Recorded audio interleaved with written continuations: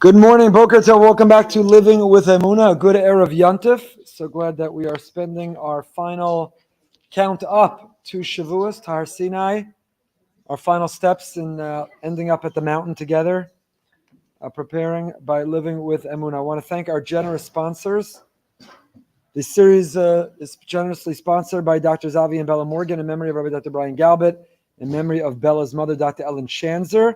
Morgans have just signed up to sponsor next year as well. So I want to express our endless and boundless gratitude to the Morgans for their incredible generosity and thank them for sponsoring the show. This morning's shir is also co-sponsored by Susan and Charles Rajasthan in loving memory of Anna Khan, Susan's beloved mother on her first year outside, a very special woman of profound Emuna and faith, and we miss her and wish a lot of comfort.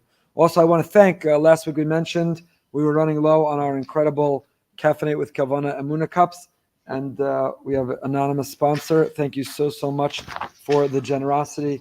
We deeply appreciate it. Okay, we're going to start off as we always do with some great emails from you. Then we'll dive back into the text together and get ready for the holiday of Shavuot and stand at the base of that mountain and receive that Torah from a place of profound Emuna and faith together. So keep the emails coming. I love them. They inspire me. They motivate me. They're heartwarming to me. They take pressure off of me having to prepare a class, and they also, again, they model for all of us manifesting and executing on Emuna, not only in concept and academically, but in practice. So here we go. A lot of the Emuna stories and emails have to do with the hashkacha, the divine providence of clicking on the episode to hear exactly what you needed to hear when you were going through something. There's nothing random. There's nothing chance. There are no accidents. You click on something, and you heard it exactly when you needed to hear it. So here's one like that. Dear Rabbi Goldberg, I do not really listen to your podcasts. That was very good for me.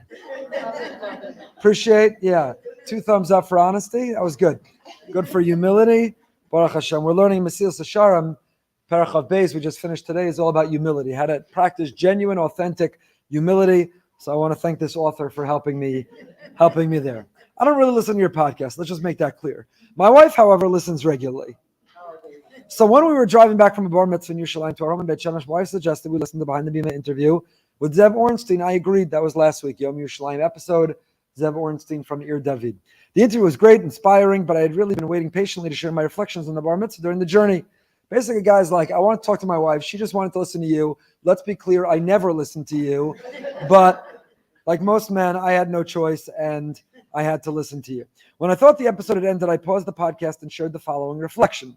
I must explain, I'm not a warm and fuzzy individual. That was pretty clear. The more cold, abstract, and technical the sugya, the more inspiring it is for me. In any case, the mother of the bar mitzvah who lives in America had shared that they visited the kotel. She told the boy to ask Hashem for anything he wished.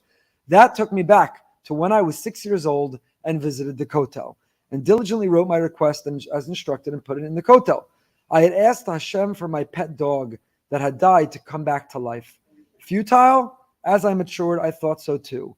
However, now many years later, I reflect that it was about 10 years later that I got another pet dog. I won't bore you with the details that were meaningful for me, but looking back, it has become clear that my prayers were indeed answered. Yes, it was a long drive. So he was reflecting.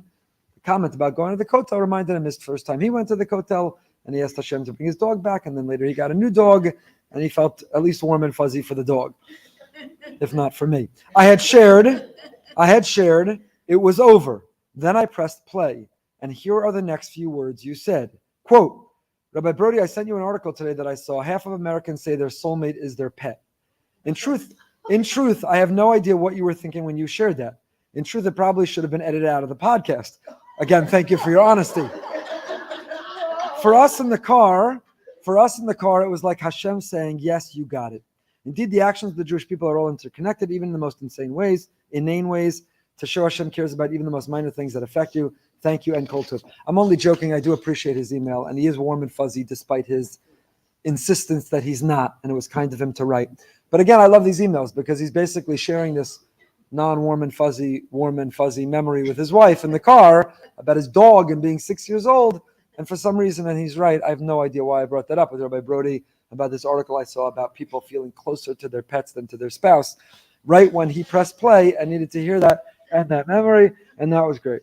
Here's another one, maybe a little bit more. L'chvod Rabbi Goldberg. First, I want to begin my email with what you famously read as blah, blah, blah. I want to thank you for the Emunah share, blah, blah, blah, blah.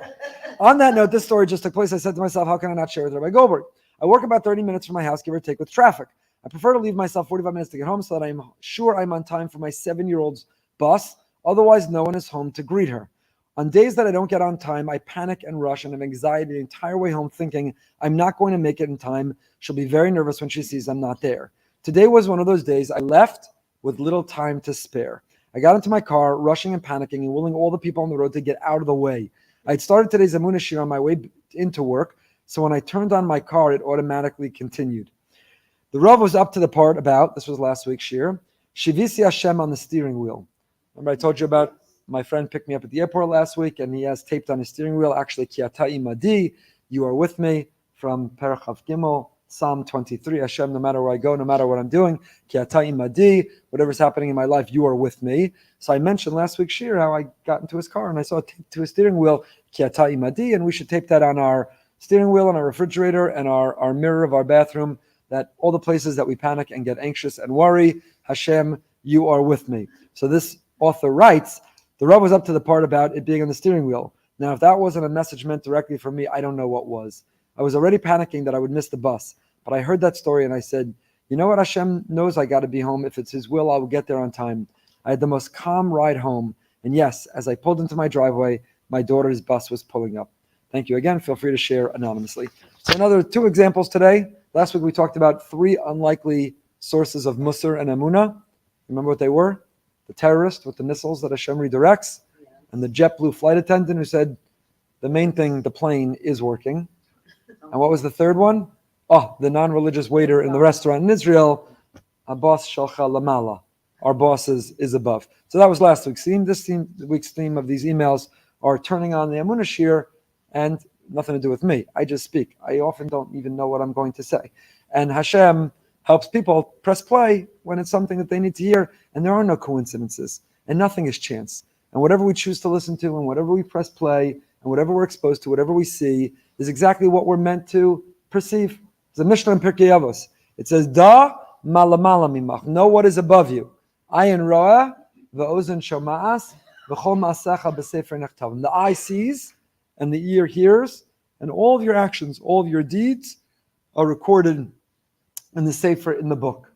So classically, the Mishnah means to tell us that be careful what you do, because everywhere you go and everything you do is being recorded.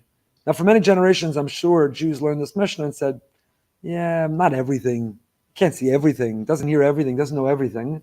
But now we know that there's Google cameras everywhere, and yesterday I was talking to Yochebe, we have an air conditioning we need to replace, and then I go on my computer and all of a sudden I see ads for air conditioners. Because they're always listening. On your phone, on your computer, you're being listened to all the time, and you're being watched all the time. Wherever you go, whatever you do, in this room right now, on this campus, and Google Earth all over the universe, there are cameras. So our generation appreciates this Mishnah, maybe more than any that came before. The dam malamala mimach. Lahavdil, Hashem has cameras and microphones everywhere, and you never escape, and you're never alone, and you're never innocent, you're never immune. He's listening, He's watching, and if you wouldn't do it in front of Him, don't do it. If you wouldn't say it in front of Him, don't say it, because He's there and He's watching all the time. And that's in fact what many say, what the process of our transition into the next world is. There is no heaven and hell in the imagery of our youth, like little angels with wings, and then like the little devil with the pitchfork, and that's not what it looks like, fiery. Heaven and hell are, Hashem sits you down, and He presses play and says, let's watch your life together.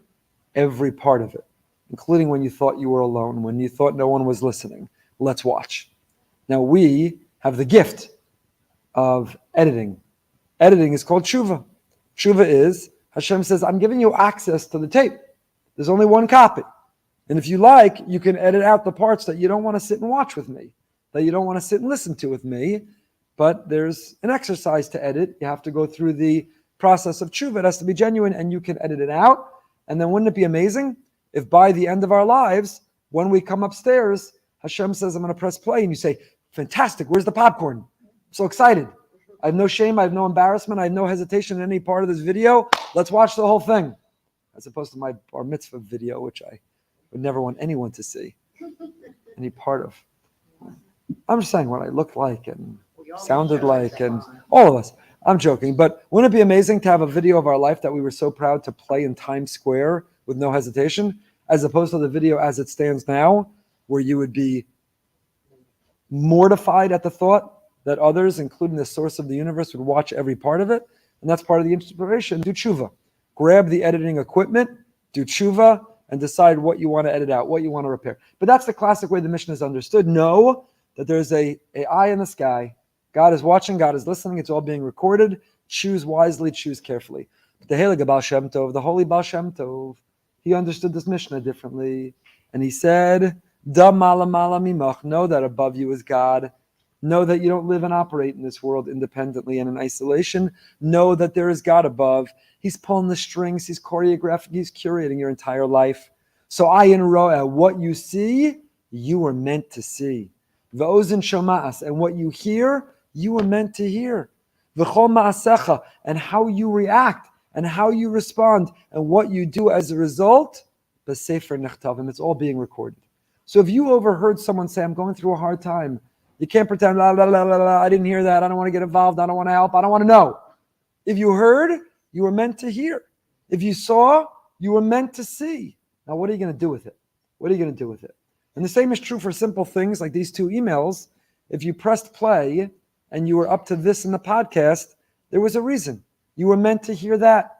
You were meant to watch that. You were meant to see that. And now what do I do with that? It's the difference between living mindfully or mindlessly, thoughtfully or thoughtlessly. Are you living your life saying, I'm processing everything I see and hear, and I'm constantly trying to understand why I meant to see and hear it, and how it's meant to improve me and make me better, what I meant to do with it, how I meant to react to it, or are you blindlessly just letting motion carry us through life? That's the difference. That's what these emails are telling us. I'll read one more quickly, and then we'll get back into the Sefer. I want to thank you very much for the weekly Emuna share, blah, blah, blah. I listen every week, blah, blah, blah. I like when you read the emails that you get. And this happened to me, I thought right away I must email you. It's not a major story, something I would have reacted to very differently had I not been listening. I just graduated nursing school last week, Mazel Tov. And our professors told us as soon as we get an email out with our authorization to test, we can then sign up to take the NCLEX, which is the board exam that certifies you to be a nurse. I'm in a Efrem nursing program. We have a group chat, very active. We were all very anxious to receive our authorization to test so we can move along the process and take the final exam to become a nurse. This afternoon, a girl excitedly wrote on the chat she received her ATT, authorization to test. Several girls responded they also did. I checked my email. I didn't see any email from the Board of Nursing. I panicked. I checked every one of my email accounts that exist. No email in any of my inboxes. I had water next to me and I started to say the bracha. And I thought, Sha'akol niyeh bidvaro. Caffeinate with kava. Sha'akol niyeh bidvaro. Everything is in Hashem's hands. I replayed the words from your podcast in my head. Things only happen if He wills it. I thought about it for a minute, and I became much calmer. I thought to myself, this is in Hashem's hands, and I won't panic. Baruch Hashem, 2 hours later, I got the email. So again, these emails, which there are many more I could share, but they're really all trying to reinforce the same idea, which is really all I do every Wednesday morning at 8:45, and yet, for some reason, you still show up. We just say the same thing every week, which is you could live a life where you're anxious and worried and panicking and frustrated and angry and envious and arrogant, or you could live a life where you say, you know what, I didn't get the email yet. We'll see what's meant to be. I'm just a passenger on this ride called life. Let's see the next step in this adventure. You could live a life where you press play and I needed to hear that, or this thing needed to happen, or I'm calmer because it's just the way it goes. You could be driving home and you're scrambling and I hope that my daughter won't be waiting for me in the driveway. Or you could say, you know what? That won't make me get there any faster. That won't make me fly through the air. That won't make the lights all turn green. So you know what? I say whatever it is meant to be is will be. And I'm calm and I'm serene and I'm happy and I'm joyful. And my blood pressure is low and I'm healthy. It's up to us. Do we want to put on our Emuna glasses or get our Emuna lasek and see the world through the lens of Emuna, see Hashem everywhere in our life, feel His presence, talk to Him, hear Him talking to us? then look at the life that it gives. Look at each of these emails that say, because I'm working on this, because I work out my Emunah muscles, because I'm creating Emunah muscle memory, in which I react to these circumstances by staying calm, my life is better. That's what all these emails essentially say. So do we want to be able to write an email, literally or figuratively? Do we want to get to that point to write that email? It's all up to us. You don't have to wait for someone else. It's all up to us. What response will we have? We can't always change our circumstance. We can't change our surroundings. We can't change the people around us. But we can change how we react, and we can be responsible for how it makes us feel, and we can own how we respond. And will we respond with that sense of Emuna, with that attitude of Emuna? And to a degree, that's what this Yontif of Shavuos is really all about. We do not commemorate things in the past. It's not our religion. Other religions' holidays are all about. For example, in America, not only religions. In America, soon it will be what? Memorial Day? Yeah. Independence Day, July 4th. Each of these days, they commemorate something in history. July 4th, Independence Day, the day that we became independent. I feel bad because we're interviewing Rabbi Mervis tonight. But the day that we became independent. It's the chief rabbi of England. Okay, but July 4th, the day that we became independent. So how do you commemorate it? I don't know anyone in my entire life who sits down on July 4th and says, let's reflect on independence. What is independence? What does it mean to be independent? Let's work on our sense of independence. Let's evaluate and grow how independent we are. Let's express gratitude for independence. You know, all I've ever heard anyone observe July 4th? Where's the barbecue? What's on sale? What time are the fireworks? Because a secular notion of time is linear, and we're moving forward on that line, and therefore events, holidays, are just commemorating the past. And we commemorate them superficially. We commemorate them in no way connected to the theme of the energy of the holiday. But the Jewish notion of time is very different. Jewish notion of time is not a circle. If it were a circle, you'd meet yourself from last year, 2 years ago, and 3 years ago. Jewish notion of time is a spiral. A spiral repeats the same cycle, but it does so moving forward. It's a spiral.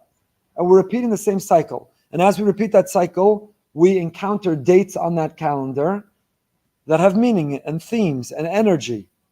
And the historical events that happen on them, we commemorate them not as part of a past, but the historical event revealed the energy and theme that is present, that we can tap into in the present. So Shavuos, we're not commemorating that the Torah was given. What are we doing? We're back at the mountain. We're re-accepting it. We're accepting it anew. For some, accepting it for the very first time. We're not commemorating. You commemorate with a sale. But rather, we are re-experiencing. We're not reenacting. You know, that's like the, what was that fair I went to as a kid? The Renaissance fair, right? We're not riding a horse and a knight and jousting, and it's not a Renaissance fair. Shavuos, we're not reenacting. Ooh, let's put flowers all over the shul, and let's reenact, and let's pretend. And who gets to be Moshe? Who's Aaron? Who's Hur? Who's the mountain? Who are the people? Let's reenact. We're not reenacting. It's not the Shavuos fair. We are actually experiencing. We are engaging. We are accepting the Torah anew. This notion of time, which we don't have time to develop entirely right now, is not only true for the universal dates on our calendar that we all observe, it's also true for the individual and personal dates. Our birthday is not a day that we commemorate. 48 years ago, I was born on this day, let's celebrate it 48 years later. How? Whatever random way. What a birthday is, wow, on this date, those many years ago, Hashem decided the world needed me. And I'm going to experience this day with a sense of mission and purpose and reevaluate why am I here and what difference do I make and gratitude that He created me. I'm going to be born again each birthday and evaluate. Mark Twain's famous comment, 2 most important days in a person's life are the day you're born and the day you find out why. So every birthday is re-asking the why. The anniversary is not just a random date. Let's go out for dinner. Let's exchange gifts. Let's figure out how to write yet another card because it's an anniversary. Every anniversary, you are getting married again. You are recommitting. You're offering vows anew. You are evaluating the state of your marriage and you're committing to that marriage again. By the way, these dates are meaningful, not the Gregorian secular dates. Those don't mean anything to us. As Jews, the dates that we follow are the Hebrew dates. You should know your Hebrew birthday. You should know your Hebrew anniversary. You should know the Hebrew date of Shavuos and Sukkot and Pesach and Chanukah and Purim. That's the calendar we live by and we've lived by. And that's the calendar that gives us life. It sustained us. It's enabled our survival. We are a people of the moon, not of the sun. That is our calendar. That's ours. And we should know it. Know your Hebrew birthday. Know your Hebrew anniversary. And know that on that day, Hashem decided the world needed you, your birthday. Know on that day, you went from being a half to becoming a whole, your Hebrew anniversary. And don't just commemorate it superficially and randomly, but tap into the energy of it. What did it mean to go from being a half to a whole? How do you complement each other and bring out the best in each other? What does it mean? Who is your unit? What is your family? What is your family mission statement? What is an anniversary? That's what these days really mean. So Shavuos is not commemorating. It's a mistake. It's a terrible mistake, this notion of time, that people think that we too have a linear, we're moving forward, so we're just celebrating something all the way from the past. No, we're in a spiral. We're revisiting these same dates. And the date, it's not the event that matters, it's what the historical event revealed that we too experience on that same day. So Pesach's not about commemorating leaving Egypt. Pesach is about, oh, we left Egypt, so today's about freedom. What does freedom mean to me in Tafshin Pei Gimel in 2023? What is emancipation? What is liberty? What is freedom? In Sukkot, what does it mean to have faith and to know God is protecting me even when I'm exposed to the elements? What does it mean, Chanukah, to see everything as a miracle and nothing is natural? What does it mean, Purim, to read Hashem into the Megillah of my life even when his name doesn't appear? These historical events are not why we're commemorating it. These historical events gave us the code to decode what is the theme that is embedded in that day and time that we can tap into as well. So Shavuos, I'm not commemorating the past. Shavuos, what are we doing? We're going to stand on the mountain Friday morning, and to make sure we're not late, many of us stay up all night Thursday night because the original time we overslept. We don't want to oversleep again, so we stay up all night to ensure that we're up for Shavuos, which is also why we eat cheesecake, because it will so upset our stomach that we'll be up all night and on time for Har Sinai. At least Ashkenazim, Sephardim can still sleep in, but Ashkenazim, if they eat cheesecake, will be up all night. So we won't be late to Kabbalah Satorah, to Har Sinai. And Friday morning, my friends, don't sleep late. And don't stay in bed. And don't sit it out. And don't stay home. And don't say, I got to go on Shabbos because that's Yizkor, and I've got to say Yizkor, so I'll take off Friday. You want to be missing from the mountain? All the Jewish people are going to be standing at the mountain, arm in arm, hand in hand. Everyone together, unified. Ki ish echad b'lev echad. I promise you by Motzei Shavuos we'll go back to bickering and fighting and calling each other's names and marginalizing and dismissing. But for a little bit, we're going to stand there together. For a little bit, we're going to hold each other's hands, and our heart is going to have one beat. It's going to beat with one rhythm. Ki ish echad b'lev echad. There will be no differences. There will be nothing that divides us. Whatever your opinion on judicial reform, whoever you want to vote for in the next presidential election, whatever you think about gun control, or whether you're rooting for the heat, whatever you think, whatever yarmulke you wear, don't wear, we'll all be there together. You want to be missing? We're not just, if it's a commemoration, you can miss it. It's a commemoration. I can miss the Renaissance Fair. I'll sit it out. It's okay. Been there, done that, Renaissance Fair. I don't have to see that again. If that's where all it was, sleep in. But it's not. We're getting together to go to the mountain again. We're going to stand there with our children. And the Baal Koreh is going to read the Aseret HaDibros, the 10 Commandments. And the first two are coming from God. The next 8 are Moshe. And the Baal Koreh is going to play that role. And we are going to, again, we're not commemorating. We're not reenacting. We are accepting the Torah. We're accepting that relationship with Hashem. Don't miss it. Don't sit it out. Don't be a spectator. Show up. Be there. Be ready. Be excited. Be excited. So, I mentioned this the other night at a chuppah, beautiful Kotzker Rebbe. Kotzker Rebbe says about Shavuos, the mountain, Pasuk describes, where did we stand? Tachti Sahar, underneath the mountain. We stood underneath the mountain. Why? The Gemara understands that God lifted the mountain and held it over our head and said, if you accept my Torah, mutav, gewaldig, great, fantastic. Vimlav, but if not, sham teik v'raschem, you're surely going to die. That is some proposal. Imagine, date, the boy says to the girl, goes down on one knee and says, will you marry me? If you say yes, everything will be great. If not, you will surely die. If not, you will wither away. You will grow old and lonely. You will rue the day. You will regret this moment, and you will surely die. Very, very romantic. God held the mountain over our head. We stood underneath that mountain. And that's the medrash that we all know and we were all taught and we grew up with. Kaf alayim har gegigis, he held it like a barrel upside down over us. He threatened to drop it on our head. We accepted the Torah out of coercion. How do you reconcile that with nasa v'nishma? I thought we said we will do and we will listen. So how do you, that's all. But there's another image. The tashbats. God held the mountain over our head because it was a chuppah. And we stood under it as a loving bride and groom. And in fact, the Medrash tells us that the mountain was translucent. It was clear. You could see the sky. Just like today, we have the custom of a bride and groom getting married outdoors, or in New York, at least the wedding halls have a skylight right over where the chuppah goes so that you can see the sky. It's in fulfillment of the blessing that Hashem said to Avram, go outside and look up and count the stars. That's how many your progeny, your children will be. And we wish and hope and pray for that young couple that they have many children. And so we get married under a clear sky, a first marriage at least. So the chuppah, you got this, girl. Go ahead. You got it. Come on. Come on. I know. Don't worry about it. No. Forget it. You got to pull. You got to turn. It's a whole, forget it. Forget it. A for effort. A for effort.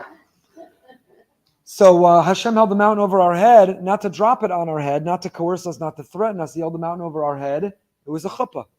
And in fact, the Tashbats, one of the Talmidim, the students of the Marami Rutenberg, says, all the customs we have at a wedding all derive from Har Sinai. This was a wedding. This was a union. This was a bond. This was a romantic betrothal between God and the Jewish people. And what do we say under the chuppah? The groom says to the bride, Harei at nikudeshes li b'tabazu kedas Moshe v'Yisrael. Behold, you are betrothed to me with this ring, according to the laws of Moshe and the Jewish people. And the great Kotzker Rebbe points out, imagine the groom said to the bride, Harei at nikudeshes b'tabazu. You are betrothed with this ring, according to the laws. Would they be married? He left off one word, made up of two little letters. Harei at nikudeshes b'tabazu. What word did he leave out? Li, to me. If he omits that word, they're not married. You could have the greatest shmorg, carving stations, charcuterie boards, stuffed cabbage, sushi galore. You could have a 400-piece orchestra and 6 of the most famous singers that exist. You could have flowers. I don't even know what words to use to describe your flowers. That would make Esty Lupin excited. You could have incredible flowers. You could have incredible flowers. But if you omit those two letters, li, that word, Harei mikudeshes, and all you say, you don't omit the word li, says the Kotzker, you're not married. Why? What's so important about the word li? Harei, behold, you are mikudeshes, betrothed, li, to me. Because if you just say, behold, you are betrothed, you're betrothed to everyone else standing here. You're betrothed to the whole rest of the world. But that's not marriage. Marriage is li, me. I'm invested. I'm involved. I give of myself. I make myself vulnerable. I'm prepared to sacrifice selflessly for this relationship. There has to be a sense of li, and the Kotzker applied this not only to the marriage between people, basar v'dam, human beings, but our marriage with Hashem, the holiday of Shavuos. And that's what Shavuos is the Yom Adin for. That's what Matan Torah, that's what it means to be back at the mountain and re-accepting the Torah means. Li, am I involved? So many of us are going through the motions of Yiddishkeit. Come to shul, we eat kosher, we keep Shabbos, we spend gazillions of dollars to send our kids for a Jewish education. But are we really invested in a relationship with Hashem? Do we talk to Him? Do we listen to Him? Do we make time for Him? Just yesterday, I was meeting with somebody who's going through a crisis of faith, struggling in the relationship with Hashem, and I said, the relationship with Hashem is no different than every other relationship we have in life. For a relationship to thrive, not just survive, it needs critical key ingredients. It needs time.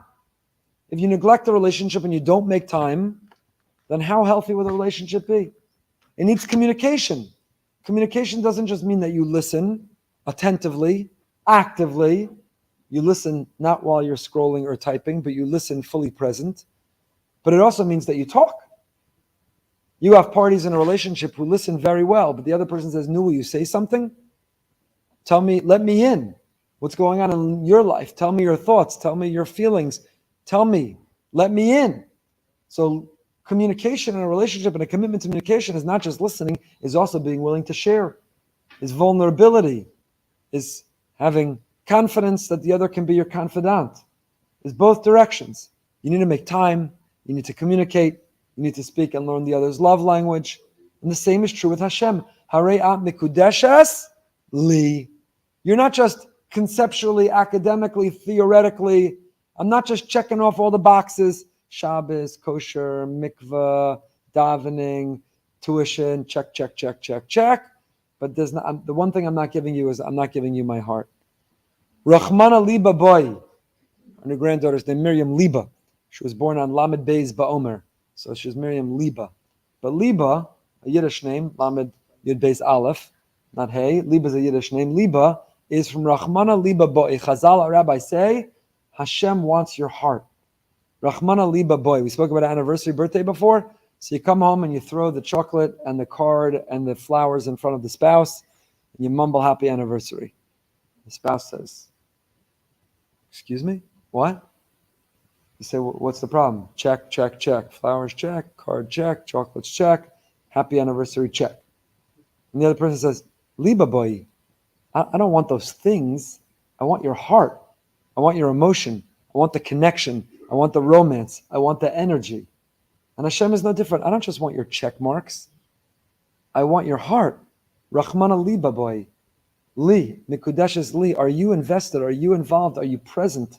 Are you making time? Are you communicating? Are you speaking? Are you vulnerable? Are you sharing? And are you listening actively, intentively? That's what Hashem wants. Rachmana liba boy. Hashem wants what's in our heart. And that's what the Yontif of Shavuot is all about. Be present. Be invested. Be involved. Be vulnerable. Make time. Communicate. Not just theoretically, but mikudeshes li. I'm in. I'm all in. And I'm going to demonstrate. I'm going to prove it to you. I'm going to show you beyond a shadow of a doubt. I'm in. I feel your presence in my life always. And I talk to you and I turn to you and I tell you and I thank you and I protest to you. But I'm talking to you all day long. All day long. You've heard me say countless times. If you don't talk to Hashem when you're not in shul, you're going to struggle to talk to Him when you are in shul. If you don't talk to Him outside the siddur, you're never going to even get started to connect to Him in the siddur. You have to talk to Hashem. All day is an ongoing conversation. Halavai she'ispala kol hayom kulo, Chazal say. Doesn't mean halavai we could sit in shul and daven all day long. It means halavai our whole day was one long conversation with Hashem. Hashem, help me get these kids off the carpool and let there be no traffic and let us get there safely. Hashem, let me get home and enjoy my cup of coffee and figure out what I have to do today. Hashem, thank you for having that conversation that went well and smoothly. Hashem, please let this cheesecake rise or come out well or do whatever cheesecake is supposed to do. Hashem, let all day long is one long conversation. From when we open our eyes, Modani, I woke up, I'm alive, it's all working. Thank you, Hashem. Until we fall asleep. Hashem, thank you for a day in which the head count in my house is the same as the way the day started. Hashem, thank you for a good day where the main thing was working. The airplane was still working. Yeah, there's some bells and whistles that weren't working. I wouldn't mind if you fixed them. But Hashem, thank you for a day where the main thing was still working. From when we wake up till we fall asleep, the whole day is one long conversation with Hashem. That's where our Bubbies and Zadis. That was Tevye, Fiddler on the Roof. Yeah. That was him in the barn feeding the cows. It's just one long conversation with Hashem. One long conversation with Hashem. We have to reprint it. We didn't reprint it. Yocheved wrote an article on Mishpacha on Pesach about her grandmother's Tehillim that adorns our home, and her Tehillim that carried her through her life. And I say, whenever I've referenced this, her grandmother probably couldn't translate one sentence of Tehillim. Her Babi, Zichrono Levracha, Zchusa Yagein Aleinu. She probably couldn't translate one sentence of Tehillim. But Rachmana Liba Bai, her heart was on every page of that Tehillim. Her heart and her tears soaked every page of that Tehillim. She couldn't translate, probably. Am I wrong? I'm not knocking her. Her upbringing, her education, her background, she probably could. She was a bright woman, educated woman, but she couldn't translate that much of it. She couldn't tell you the Rashi and the Ramban, and the Metzudas David, and the Ibn Ezra, and the Malbim, and the Ralbag. She couldn't tell you all the different Pirushim, and the Nachama Leibovitz, and what does Shani Tarragon say on this, and Menachem Leibtek. She couldn't tell you all that on every page of Tehillim, but every page of Tehillim could tell you all about her. So we live in a time that we can access and Google and download and memorize and spit back all the information. But does the Tehillim tell the story of what's in our heart?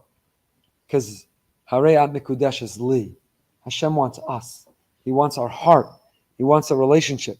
He wants our time. He wants our lives to be one long, ongoing conversation with Him. That before everything we do, we ask Him for help. And after everything that happens, we thank Him it worked out well. And it's all one ongoing conversation.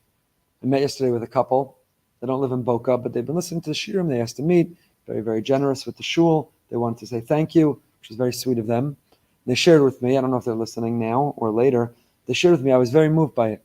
He's, for 40 years, been a stockbroker, been a day trader. And he divides his life into two periods, when he was less religious and when he discovered Hashem again with Emuna. And he's had much more success, where now, for the last many years, before every trade, he's a day trader. Before every trade, he offers a little tefillah to Hashem. And after every trade, whether he made or lost, he thanks Hashem. And he said it's changed not only his calmness in trading, knowing that you do your part, you do the best you can, you take your most educated guess, and the rest is up to Hashem. It's changed not only his emotional, physical, and spiritual health, but it's actually changed his results. But what an inspiring thing. He's a day trader, and every day that he trades, there's a little tefillah he offers before every trade, and a little tefillah he offers after each trade. The whole day should be one long davening. Get in the car. Hashem, looks like someone took a bite out of the back of my car. I told you about that. Hit and run, somebody hit the car, right? So every time you drive, you think it's taken for granted you're going to get from point A to point B. It's a given. It's a given before the drive. It's a given when you arrive that you never even thought for a moment. I just went 60 or 70 or so miles an hour. I was in a metal box flying down a highway going 60 or 70 or 80 miles an hour on I-95, where the emblem of I-95 is just knuckles on a steering wheel on the top of the head, right? You can't, all the fine drivers on I-95 should bench Gomel every time you drive on I-95. It's a miracle. It's a miracle. Imagine there were a little tefillah. I bet you my buddy Ben does, because he's got Kiata Imadi taped to his steering wheel. Kiata Imadi, you're with me. We have no idea the near-miss accidents. We have no idea everything that worked out that got us where we were going. A whole day should be one tefillah. When you're not invested in the relationship with Hashem, you're like, why would I do that? I daven Shacharis. And I plan on going to Mincha. Why do I have to talk to him between Shacharis and Mincha? When you're not invested li, when it's just Harei Mikudeshes, when it's not li, I'm not giving you me, Rahman Aliba boy, I'm not giving you my heart, so then I daven Shacharis, I'm going to daven Mincha.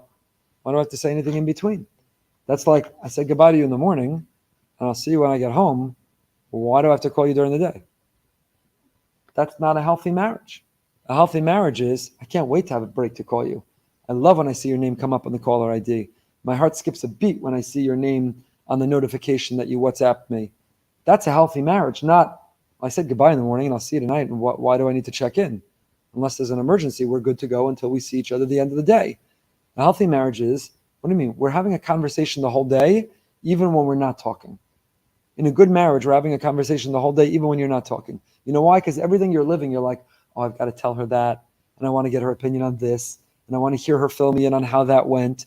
So even when you're not together and you're not talking, you're still in a conversation the whole day. And then you'll catch up. That's the relationship with Hashem. It is a conversation the entire day. When you're talking to him and in between talking to him, you're catching up, you're asking for help, you're thinking, you're reflecting, you're protesting, you're angry. That's part of a relationship too, is the protest and the frustration and the ups and the downs. All of that is also evidence that there's a real relationship. If you're never protesting or frustrated or angry, you're also not putting your li in the relationship. When I meet with couples and there's fire and anger and frustration, there's possibility to their marriage making it. And when they're both just checked out, when there's apathy and indifference, that's when there's a lot of trouble. There's no li, the heart's not in it. A heart can be in it when you're frustrated and angry and you're passionate in that, it's because you still want more and expect more and demand more and crave more. There's possibility, there's hope, there's a future. So Mirz Hashem, we got very far today in the Sefer. Mirz Hashem, we should be Zocha Friday morning to stand all together, arm in arm, with Jews around the world at the base of the mountain, to hear Hashem speaking to us. Kol Gadol V'lo Yasaf, that great sound of Hashem speaking, His speaking that never wavered, that continues to reverberate in our ears, the timeless message of His Torah that continues to inform and inspire our lives. And may we stand there together, united as one, accepting His Torah, putting all of our heart into that relationship. Harayat Mekudeshes Li. Hashem, we are betrothed with every part of who we are, and to begin and continue that conversation, which we're speaking to Him all day long. Stay happy, stay healthy, stay holy. Wishing you a beautiful, beautiful Yantif, a Kabbalah Satorah.